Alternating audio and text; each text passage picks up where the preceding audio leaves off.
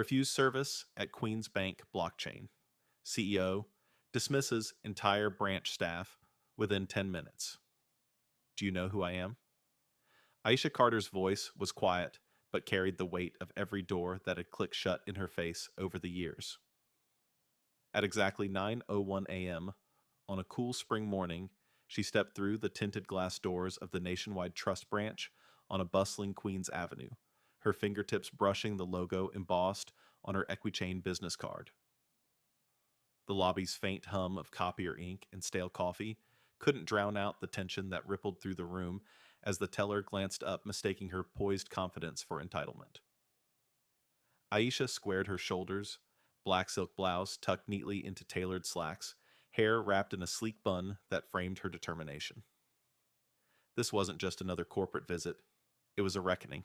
She had flown from San Francisco the night before, trading the Pacific breeze for the roar of the 7 train, because 5 years ago, this very branch manager, now bubbly Shelby Lang, had turned her away when she tried to open a small business account. They told her blockchain was a fad, and that her small-town dreams didn't belong here. But that rejection had fueled Aisha's resolve, and today she carried not only her lily of the valley-scented leather tote, but the proof that her startup had grown from a scrappy idea into a multi-million-dollar platform championing financial inclusion. A hush fell as Aisha approached the counter. Other customers, white, neatly dressed professionals, were greeted with smiles and immediate service. Marcus, a middle-aged Latino man in a crisp polo, was ushered into an office before she even reached the glass partition. The teller's eyes flicked to the clock, 9:05, 9:07, 9:09. Each tick felt like a judgment, a silent question. Does she really belong? Aisha took a slow breath. She could have called, sent a security escort protocols for VIPs, but she chose to walk in alone to feel the weight of each second and turn it into accountability. Good morning, she said, placing her business card on the counter. Shelby's lips twitched in a polite, dismissive smile. I'm here for the final signatures on the acquisition paperwork. Aisha continued, voice steady. Shouldn't take more than 10 minutes. The teller glanced at the card, then back at Aisha, as if scrutinizing a puzzle piece that didn't belong. You'll need an appointment, Shelby replied, tapping her screen without looking up. We don't handle that at the counter. For a heartbeat, the lobby stilled. Aisha's fingers curled around the stem of a lily-printed keychain, a gift from her grandmother reminding her that gentle things could carry hidden strength. She raised her chin. I arranged this yesterday, she said. But if Devin isn't available, perhaps your manager can assist me. Shelby's eyes narrowed, and without a word she leaned back and typed.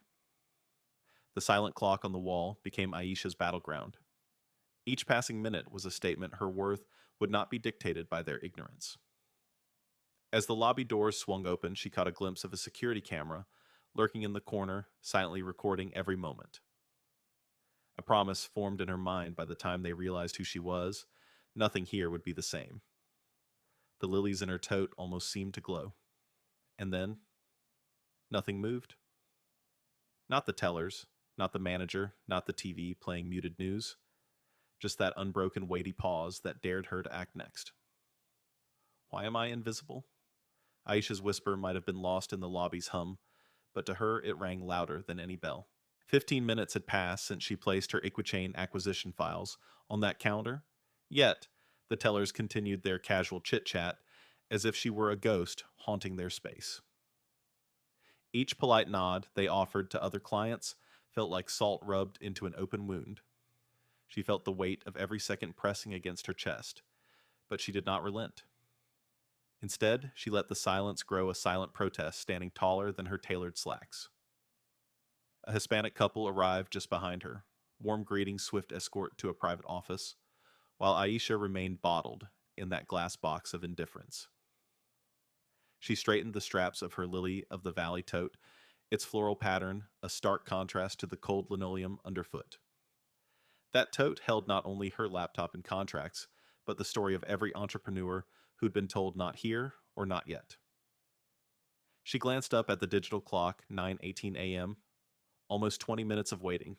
Aisha reached into the pocket of her blouse and tapped her phone. A text from Ellis Dukai, her COO smooth morning. She paused, could lie say yes, but her lips curved into something fiercer. She typed back, not so much. Give me 10. Then she slipped the phone back, ordinary gesture, but laden with intention. Her throat tightened as Shelby Lang finally looked up. Ms. Carter. The teller's voice was polite, but brittle like fine china on the brink of shattering. Aisha met her gaze evenly. Your branch manager, Thomas Beck, hasn't introduced himself yet. Could you ask him to? Shelby's veneer faltered. Her lips parted, blinked, then she tapped frantically at her screen. Aisha watched unfazed as the teller's confidence crumbled. Around them, the air felt charged like the calm before a storm. In that moment, the security camera's red light blinked overhead, a passive witness to injustice. It was more than metal and wires. It was Aisha's silent jury ready to bear witness. She pictured the footage playing back, the stoic defiance in her eyes, the teller's shifting shoulders, the lily print tote resting on the counter like a white flag refused. That image would haunt them long after she left. And then, out of the glass corridor, stepped a man in charcoal gray hair flecked with silver. Thomas Beck, Regional Director Authority, radiating from him like heat from a forge. He paused mid-stride, taken aback by the tableau at the counter. Aisha felt the shift in energy, the corridor's breeze flowing between them. Thomas cleared his throat, a sound that snapped the lobby's atmosphere taut. Well, he said, voice low, but carrying Ms. Carter. He looked at Shelby, eyes narrowing into a question. What's happening here? The staff recoiled, whispers chasing each other across the floor. Aisha allowed herself the tiniest of smiles, not of victory, but of recognition that the stage was set. She straightened shoulders back and turned to face him. Good morning, she repeated this time to him. I'm here to finalize the acquisition that closed last Friday. Her tone was calm, yet beneath it surged the river of her resolve. Thomas held her gaze, then glanced at the clock. Let's discuss this privately, he said, gesturing toward the conference room. The words hung between them like an invitation. Aisha nodded once. As she followed him, the lobby's tension rippled, the promise of reckoning pulsing in the air. And in that charged stillness, she felt the turn of destiny's wheel, and knew the next moment would change everything. Are you aware of how long I've waited? Aisha's voice cut through the tense air of the conference room, like a scalpel, precise and unyielding. Seated around a polished mahogany table, Shelby Lang, Derek Hanley, and Patricia Mehta exchanged uneasy glances as Thomas Beck closed the door behind them. The lobby's muted chaos seeped through the glass walls, whispers of customers, and the distant chime of the front door. But here, in this sterile sanctum time, felt suspended, every heartbeat amplified. Aisha's lily of the valley tote sat beside her chair, its delicate floral pattern stark against the table's cold sheen, a reminder of her grandmother's words, strength blooms in gentle hearts. 5 years ago, when Aisha first approached this very branch to open a modest account, she had been laughed at, told that a black woman in tech didn't belong in these halls. She remembered the sting of those dismissive smiles, the dull ache of eroded confidence. Today, she was not that aspiring entrepreneur. She was the CEO of EquiChain, a billion-dollar blockchain startup dedicated to financial equity. She had come alone, no security detail, no entourage, because she wanted this moment to be about truth, not spectacle. Thomas Beck cleared his throat. Ms. Carter, we apologize for the inconvenience. Please present your documents. But his words lacked conviction, hanging in the air, as hollow as the apologies Shelby had muttered. Aisha reached into her tote and placed a slim USB drive on the table, black sleek, bearing the EquiChain logo. This contains the audio recording of your front desk interaction this morning, she said without raising her voice. Your colleagues' comments and your own refusal to serve me are all here. A hush fell. Even Thomas's expression flickered with something unreadable concern, perhaps, or embarrassment. Shelby's eyes widened. Derek shifted uncomfortably, and Patricia, whose composure had seemed unshakable now, clenched her fists under the table. The intersection of technology and human accountability glowed on the USB's surface, like a beacon proof that silence could no longer protect ignorance. Aisha continued, "The recording begins at 9:03 a.m. and ends at 9:35 a.m. when Devin finally stepped out of his office. It's available to corporate compliance local news outlets and, most importantly, our clients, people who deserve respect without needing to prove their worth." In that moment, the room's power dynamics inverted. The floral tote, once a symbol of vulnerability, now signified Aisha's unyielding resolve. The tellers were no longer just employees. They were participants in a system that had tolerated prejudice under polite veneers. Thomas stood clearing his throat again, but this time with purpose. Effective immediately, he began voice steady. "Shelby Lang, Derek Hanley, and Patricia Mehta are relieved of their duties. You will receive formal notification from HR by noon." The words fell like gavel strikes final and irrevocable. Aisha offered no triumphalist smile, only a calm nod. "This isn't about retribution," she said softly. "It's about raising a standard." She rose, her posture regal, and paused at the door. Behind her, the three former employees sank into their chairs, the weight of consequence settling over them. Outside the glass wall, customers paused, peering in with a mixture of shock and quiet approval. Aisha stepped through the door, her footsteps echoing down the corridor, leaving behind the shattered illusions of civility. As the automatic doors slid shut, she paused, hand on the handle, and glanced back one last time, her expression unreadable, but her message clear: respect is not optional. Then she vanished into the lobby's subdued light, and the bank would never feel the same. Silence can be louder than a shout, Thomas Beck asserted as he surveyed the stunned faces in the now empty conference room. Only Devin, pale and jittery, and Janelle, wide-eyed and notebook in hand, remained. The fluorescent lights cast long shadows across the table, where the laminated Respect First poster now hung crookedly. Two chairs sat empty. Shelby, Derek, and Patricia had departed under escort, their emails bounced, and security badges deactivated. The hum of printers in the back office sounded like a dirge for the old guard. Janelle's heart pounded. Minutes ago, she'd watched the CEO of EquiChain walk out without rancor. No raised voice, no theatrical flourish. Yet the ripples of that calm had shattered her world. She tapped her pen against the table, the click echoing.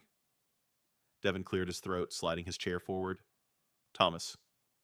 "What happens now?" he asked, voice trembling between regret and resolve. Thomas leaned in, steepling his fingers. "You get a second chance, but you earn it, starting today." He turned to Janelle. "Ms. Carter asked specifically for you."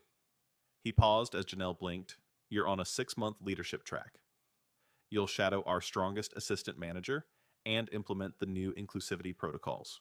Janelle's notebook caught the overhead glow. On its first page, she'd scrawled, "Stand up. Speak up." Now those words felt less like scribbles and more like a blueprint. She swallowed, mouth dry. "Yes, sir," she whispered, voice steadier than she felt. Devin exhaled, glancing at her with a mix of relief and solidarity. "I'll support you," he said, "and I'll learn from you." Janelle managed a small smile, her hands trembling around the pen. Meanwhile, outside in the lobby, hushed whispers circulated among customers who'd witnessed the fallout. Marcus, the Latino entrepreneur who'd been served before Aisha, lingered at the glass doors phones out recording the empty teller stations. He keyed in a live tweet. "Respect isn't optional. Watch what Aisha Carter did this morning. Respect first." Moments later, the tweet went viral. The bank's PR team scrambled, their rehearsed statements rendered moot by raw footage and unfiltered audio. Back in the conference room, Thomas dropped a stack of printed Respect First training modules in front of Devon and Janelle. By 10:30 a.m., this branch will close for a staff-wide compliance briefing. You two will lead it. He tapped the top sheet. No excuses. This isn't a perfunctory workshop. It's a culture reset. His eyes swept the room. If you fail to change hearts, you fail your clients. Janelle stood folding her notebook. Her lily print tote rested against the wall, a silent emblem of resilience. She pictured the USB drive Aisha had left behind cold metal, carrying uncompromising truth. Now that truth was their mandate. As the two of them gathered the materials, the overhead speakers crackled. Attention! Staff, please report to the conference room for immediate training. The last echoes of that announcement trailed off as the hallway filled with hesitant footsteps.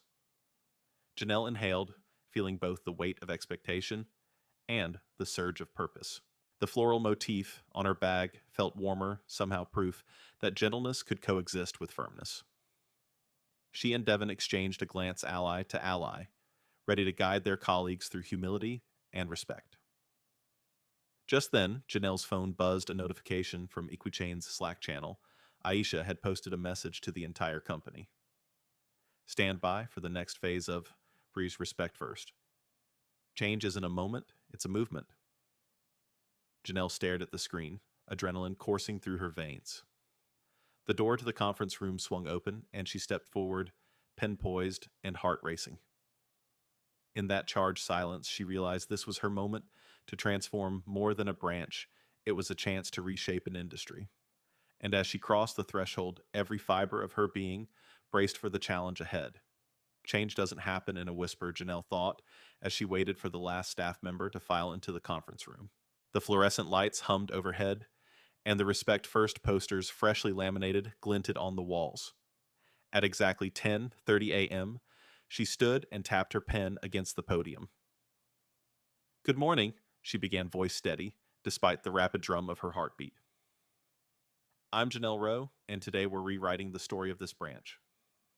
A hush fell over the room. Tellers who had once bantered and laughed at Aisha Carter's expense now shifted uncomfortably in their seats. A middle-aged teller raised her hand. What's this all about, kid? She asked. Janelle met her gaze unflinching. It's about respect, she said, simply glancing at Devon, who stood to her right. About treating everyone who walks through that door as more than a transaction. The word transaction echoed through the room like a rebuke. She clicked her remote, and the screen behind her lit up with the first slide, a single white lily against a black background. This, Janelle said, pointing to the lily, is a symbol of strength and gentleness. Aisha carried a lily print tote this morning. It reminded us that compassion can be our greatest power. A murmur rippled across the room. Tellers exchanged glances, some skeptical, others quietly intrigued. Janelle dove into the new protocol: active listening, zero tolerance for microaggressions, mandatory empathy breaks. When she paused for questions, Derek Hanley cleared his throat.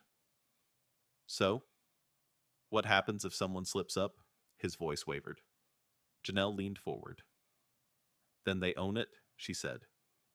You apologize, you learn, you recommit, because respect isn't optional. A ripple of nods spread out.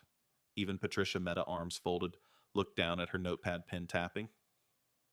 Midway through the session, Marcus, the customer, who had live tweeted Aisha's arrival, strode in with his phone still in hand. Sorry, I'm late, he said, breathing hard. He tapped his screen. I just wanted to say that what happened here today is bigger than any of us. He looked around. Social media is watching, but real change starts in moments like this. Janelle felt a surge of relief. It wasn't just corporate PR anymore. It was a community reckoning. As the training closed, Devon stepped forward, voice cracking only slightly. I'm sorry for not standing up yesterday, he said. I promise to be better. He extended his hand to Janelle. She squeezed it firmly. Thank you, she replied. Now let's make sure nobody here ever wonders if they belong. The room exhaled as one, but as they began to collect the laminated modules, the overhead speaker crackled to life. Attention. All staff, please report to your workstations. We will resume services in 10 minutes. Janelle's pulse thrummed. Outside, the lobby lights were already flickering back on. The first customers would return unaware of the transformation that had just unfolded behind the scenes. Janelle glanced at Devon. You ready? He asked. She took a breath, smoothing the edge of her lily print tote. I am. And as the doors to the conference room swung open, she stepped into a lobby that felt electrified with possibility. Each empty chair, each silent teller station, a blank page for the next chapter. The real test was about to begin. By noon, their names didn't exist, Aisha Carter murmured as she stepped into the modest brick HR office in Cincinnati, the morning sunlight casting long beams through dusty blinds. Around the oval table sat Ellis Dookie, her COO, whose calm bore the marks of someone who'd navigated storms before breakfast and sealed deals by lunch, and two senior HR directors in crisp suits. A single white lily, now wilted at the edges, rested in a slender glass vase between them, a silent reminder of the strength that blooms even in hardship. Ellis cleared his throat. "We've reviewed the branch report." He began sliding a stack of performance files toward Aisha. "Your decision this morning executed flawlessly. But now, we need a sustainable plan." The HR directors exchanged glances, eyes flicking to Aisha's folded arms and the faint crease on her forehead that spoke of sleepless nights. She felt the weight of each file as more than paper. They were lives, careers, and a test of whether one moment of accountability could ripple into lasting change. She reached out and tapped the top folder. "Here's what I propose," she said, voice soft yet unwavering. "We put Janelle on a 6-month leadership track rotate and a seasoned assistant manager to mentor her and roll out the Respect First protocol across all 50 local branches." She paused, watching Ellis nod. Then she added, "And we celebrate small wins. Every time a branch logs 0 microaggressions for a week, we spotlight them on our internal bulletin. Make respect visible." The HR director leaned forward, pencil poised. "Metrics will matter," she said. "But how do we ensure authenticity, not just compliance?" Aisha's gaze drifted to the lily petals, curled but still standing. "We embed personal stories into training," she replied. "Bring in employees who felt unseen to share their experiences. We humanize the data." The director's pencil stilled a smile creeping onto her lips. The lily's symbolism, delicacy, and resilience intertwined was more than aesthetic. It was a philosophy. Ellis cleared his throat again. "There's one more piece," he said. "We need a public statement. The local press is already sniffing around." Aisha exhaled slowly. She wanted more than a bland press release. She needed a manifesto. "I'll record a message," she said. "Not corporate jargon, but the truth that respect isn't a slogan. It's a daily choice. We'll share our failures as openly as our successes." The HR director raised her eyebrows. "Risky," she murmured, "but impactful." Aisha allowed herself a small wry smile. She'd never been one to settle for safe. The meeting wrapped with action items: finalize Janelle's development plan, draft the public video, and schedule the first Respect First rollout meeting. As Aisha gathered her files, the lily's final petal dropped into the vase. She caught it in her palm, a tiny fragile token, and turned it over between her fingers. The room was silent, the only sound her heartbeat. The fallen petal was proof that even symbols must sacrifice themselves to make a point. Stepping into the hallway, Aisha felt the weight of the day settle like rain, but also the promise of renewal. Her phone buzzed a message from Janelle. "Thank you for believing in me." Aisha paused, staring at the screen. The connection between two women, a CEO and a teller, had sparked a movement. Yet the path ahead was fraught with unknowns. Could one branch's transformation inspire 50 more? Could a protocol born of pain become a beacon of hope? She pocketed the petal, her fingers brushing its softness. The next step loomed: a local press conference, dozens of cameras, and the public eye. As she exited the HR office, the corridors echoed with distant laughter and the hum of routine.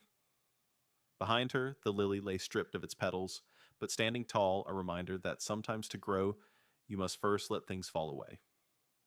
And with that thought, she walked toward her car, ready to face the world she intended to change. Ever been thanked for simply being yourself? Aisha Carter's soft question hung in the air between her and the young teller as she slid a business card across the counter. The branch doors behind her whispered closed, sealing off the morning rush of transactions she'd just witnessed. No tension, no pretense, just genuine warmth. It was the third bank she'd visited that week, each one an acquisition domino in her Respect First campaign, but this one felt different. The teller. Maya blinked at the card, reading Aisha's name and title with a surprised smile. I don't know what to say. She stammered, cheeks coloring. Aisha's fingers brushed Maya's in a fleeting gesture of camaraderie. Just keep doing what you're doing, she replied. Because kindness isn't a bonus. It's the baseline. A faint scent of chamomile tea drifted from the waiting area, where potted plants leaned toward sunlight streaming through tall windows. Aisha breathed it in, remembering the wilted lily petal she'd carried from Cincinnati like a talisman.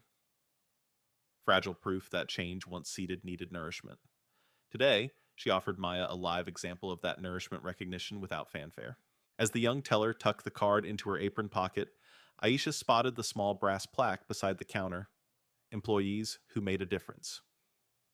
Maya's photo hung there, her first month on the job, an emblem of genuine service amidst a sea of stale routine. The transaction ended a simple funds transfer, and Maya wished Aisha a good day with a sincerity that echoed through Aisha's chest.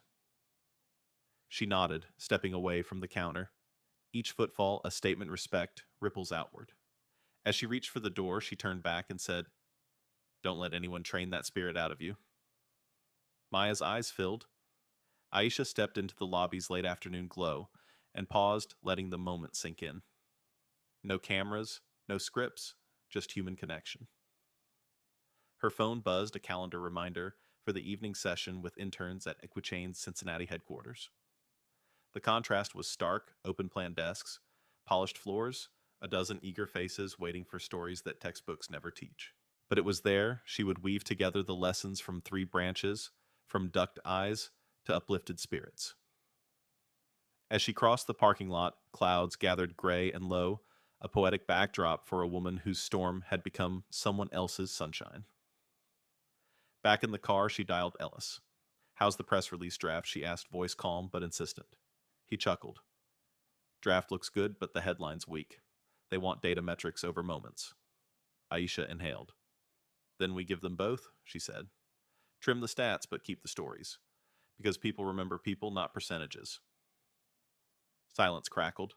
Then Ellis agreed. She hung up and stared into the rearview mirror, her reflection framed by the gathering sky. The lily motif on her tote caught her eye petals in perpetual bloom. She pressed the key fob. The car's engine hummed awake, a low echo of her own resolve. Ahead lay speeches to interns who'd never heard of microaggressions, 101 boardrooms, hungry for authenticity, and a social media world primed to amplify every honest echo. Yet for all that lay ahead, Aisha treasured this quiet sunrise of change, visiting one branch at a time, lifting one teller's soul, one lily-white gesture at a time. The engine idled as she slipped a hand over the steering wheel. Somewhere between the line of teller stations and the glow of laptop screens awaited the next chapter. And with that, she drove onward, leaving behind doors opened by respect and hearts waiting to be opened in return. Have you ever felt invisible in your own story? Aisha Carter's voice rang out across the row of bright-eyed interns at EquiChain's Innovation Hub, her question hanging in the air like a challenge.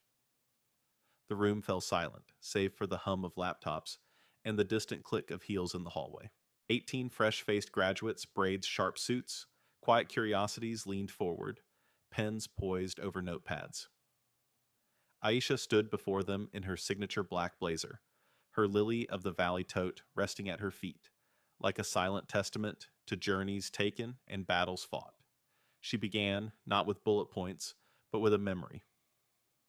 5 years ago, I walked into a bank just like this one, heart full of hope and hands shaking with ambition, and I was turned away. Told I didn't belong.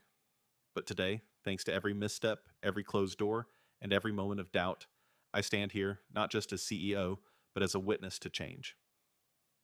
Her gaze swept the room, landing on a tall intern with braids who met her eyes unflinchingly. You will walk into rooms where people measure you by your name, your accent, your shoes. Do not let them write your story. Aisha clicked her remote, and the screen behind her displayed a single word in bold "Remember." Beneath it, the image of a white lily petals unfurled against darkness pulled a collective breath from the audience. "That lily is more than a flower," she continued softly. "It's proof that softness and strength can coexist. You see petals, but you feel resolve. You see grace, but you feel roots gripping the earth." She paused, letting the metaphor sink in. "In your careers, you'll face microaggressions. Words whispered, eyes turned away, deals delayed. When that happens, hold on to your roots. You belong." A murmur rippled as she shared snippets of Marcus's live tweet, Devin's apology, Janelle's leadership debut, and the community's viral embrace of Trier's respect first. These weren't corporate victories, they were human triumphs. Each story threaded together a tapestry of accountability and empathy that began with a single act of defiance in a Queen's branch. Not every challenge will end in a viral moment, Aisha warned. Most will be unnoticed. But every choice to listen to, speak up, to show up with kindness shapes culture. As she spoke, the overhead lights dimmed, spotlighting her final slide, a blank page with a single prompt, "What will you do when no one is watching?" the interns scribbled furiously. Aisha stepped away from the podium and walked between the rows, her presence a living symbol of the standards she preached. "This movement isn't just mine. It's yours now. Take that lily, carry its fragrance into your teams, your projects, your communities. Water it with courage and let it bloom in unexpected places." She returned to the front, eyes glistening. "So tell me, what will you do when no one is watching?" The question reverberated against the glass walls unanswered, and in that pregnant pause lay both a challenge and a promise. The real work was just beginning. Beyond these walls, countless doors awaited the next Aisha, young, underestimated, ready to remind the world that respect is not a privilege, but a birthright. And as the interns sat still, hearts racing, the future felt both uncertain and incandescent. The story wasn't over, it was theirs to write.